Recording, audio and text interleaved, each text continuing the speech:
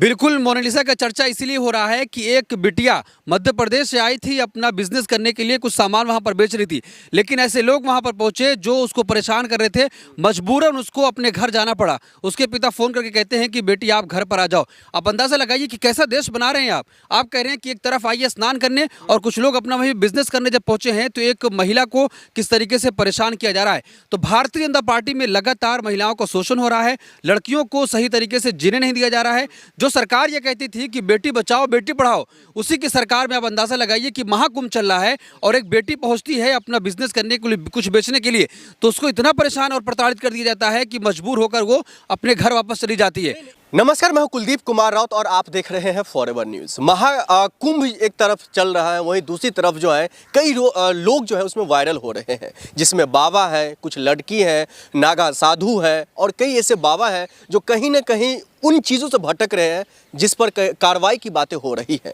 आखिरकार सच्चाई क्या है, यही हम जानने की कोशिश करेंगे और आखिरकार ये भी जानने की कोशिश करेंगे कि इस महाकुंभ के पीछे का जो मकसद है, चाहे वो योगी आदित्यनाथ जी का हो, देश के प्रधानमंत्री नरेंद्र मोदी जी का हो, जो आखिरकार वो क्या साबित क्या करना चाहते हैं।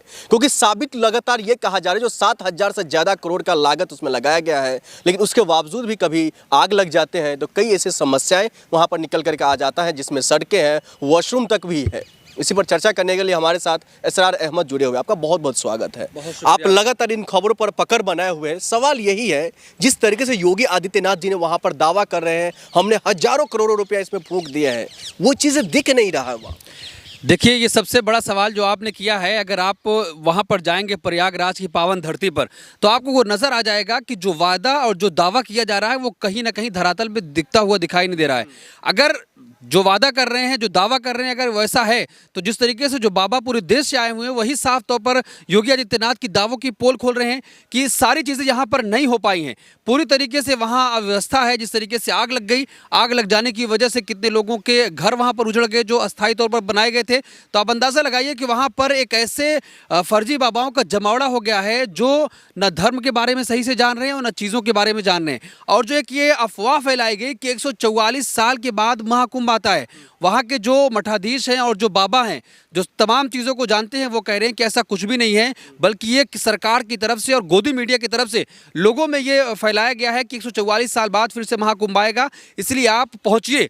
तो भीड़ जमा करने के लिए ये एक भ्रम फैलाया गया और झूठी खबर फैलाई गई कि 144 साल बाद महाकुंभ लगता है। लेकिन जो असल बाबा हैं वो साफ तौर पर बता रहे हैं कि सिर्फ ये मीडिया पब्लिसिटी के लिए और योगी आदित्यनाथ अपनी पब्लिसिटी के लिए ऐसा कर रहे हैं। नहीं, जितना चर्चा वहाँ पर सड़कें की नहीं हो रही है, जितना चर्चा वहाँ पर अव्यवस्था की नहीं हो रहा है, उससे ज़्यादा चर्चा मोनालिसा का हो रहा है, उससे ज़्यादा चर्चा ITN बाबा का हो रहा है। इस बात को थोड़ा सा क्लियर कर दीजिए, जिसमें भारतीय जनता पार्टी का क्या गलती है, उस पर तो आरोप लग रहा है, संगीन आरोप लग रहे हैं, जो वो बाबाओं का ध्यान भटका रही है, बाबाओं को लेकर के अभद्र टिप्पणी कर रही है। इस तरीके से बातें सोशल मीडिया पर तो लगातार वायरल। हाँ, बाबाओं पर अभद्र टिप्पणी कर रही है। भाई आप अंदाजा लगाइए, क्या सिर्फ महाकुंभ बाबा के लिए है, बल्कि पूरे देश के लिए है ना। जो लोग उसमें आस्था रखते हैं वो जाएंगे स्नान करने के लिए, तो क्या सिर्फ बाबा के लिए हो गया? क्या सिर्फ बाबा के लिए वहां पर इंतजाम किया गया है? योगी आदित्यनाथ को सामने आना चाहिए और उस बिटिया को वापस बुलाना चाहिए कि आप आइए यहाँ पर बिजनेस करिए। अगर वो महिला हितैषी हैं, अगर वो महिलाओं की बात करते हैं कि महिलाएं उनके राज्य में सुरक्षित हैं, तो एक बेटी को वापस बुलाएं। लेकिन अगर वो वापस नहीं बुला पाते हैं तो उनके दावों की पूरी तरीके से ये